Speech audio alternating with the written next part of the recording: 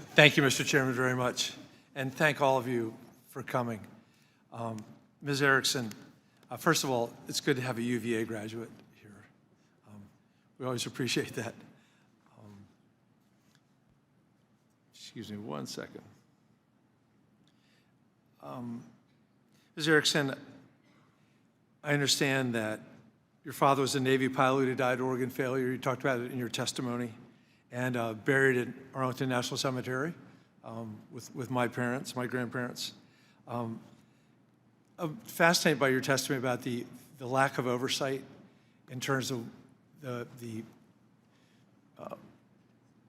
pressured consent, trying to, people who could otherwise survive doing all this. What can be done to protect the whistleblowers, the people in the industry who come forward and talk about these abuses?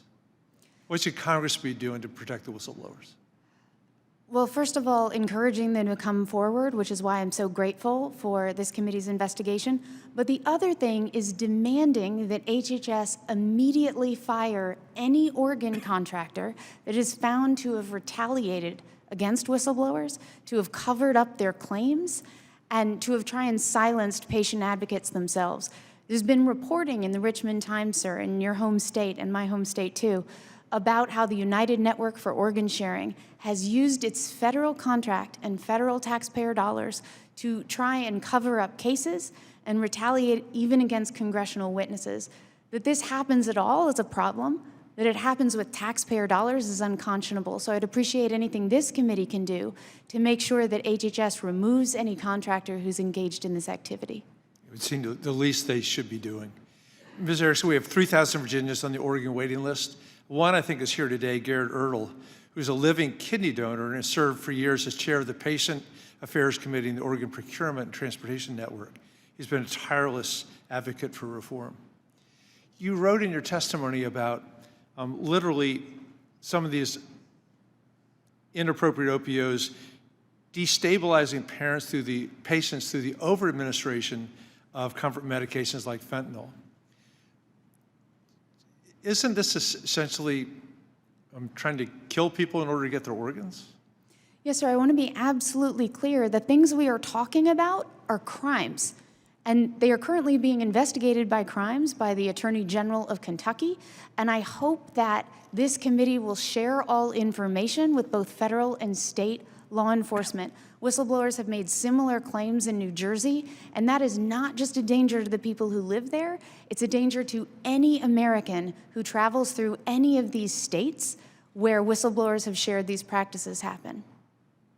It's frightening just to know that. You talk about the OPOs, the 990 is showing that more than $500 million was transferred to quote unquote related organizations. Who are they and why do they need the money? What's the function of these related organizations? I'm glad you asked that question, sir. This goes back to the fact that CMS has to stop writing checks that it never looks into the use for. The Office of Inspector General more than 10 years ago found that the Los Angeles OPO, called One Legacy, had misspent dollars on football games, limousines, five-star retreats. And what did they do? They asked them to pay that money back. Then what did the OPO do? It opened a related organization and moved tens of millions of dollars to be farther outside of Medicare's control. We have seen, in fact, on publicly available 990s, as you said, more than $700 million has been moved in recent years. And it's hard to see how that's in patient benefit. And those are taxpayer dollars, and we need to understand where they're going and shut down these shadowy channels right away. You write very well about the difference between organ donation and organ harvesting is consent, but you also talk about the potential coercion in obtaining consent. What does that look like, the potential coercion? We've heard from whistleblowers in New Jersey that, candidly, sir, if a family looks like mine, ask once and then leave them alone. If they look different, if they look like they don't have resources, if they can't speak English, do not leave their side until they consent to organ donation. That is unconscionable. We need to hold them accountable for that. And also, back to what Congressman Bean said, no American family is consenting to their loved one's organs to be cut out as part of Medicare fraud, as part of exploiting the pancreas loophole. But that's what's happening.